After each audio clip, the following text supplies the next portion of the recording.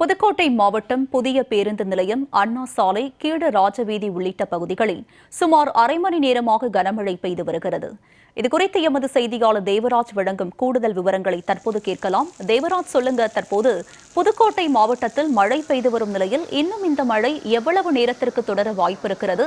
இதுவரை புதுக்கோட்டையில் எந்த அளவுக்கு மழையானது பதிவாகி இருக்கிறது? இதுகுறித்து புதுக்கோட்டை மக்கள் என்ன சொல்றாங்க?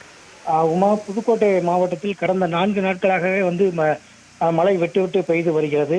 இந்நிலையில் புதுக்கோட்டையில் இன்று காலை முதல் வானம் மேகமூட்டத்துடன் காணப்பட்ட நிலையில் தற்பொழுது புதுக்கோட்டை நகர் பகுதியான புதிய பேருந்து நிலையம், பழைய பேருந்து நிலையம், பால்பண்ணை, அண்ணா சிலை, கீழராஜ வீதி, மாவட்ட ஆட்சியர் சாலை, திருவப்பூர், கோவில்பட்டி, திருக்கோவரணம் உள்ளிட்ட பகுதிகளில் அரை மணி நேரத்துக்கு மேலாக இடியுடன் கூடிய கனமழை பெய்து வருகிறது.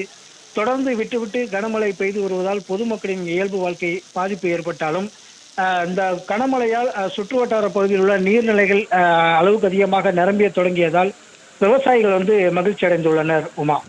உங்களுடைய விவரங்களுக்கு நன்றி தேவராஜ்.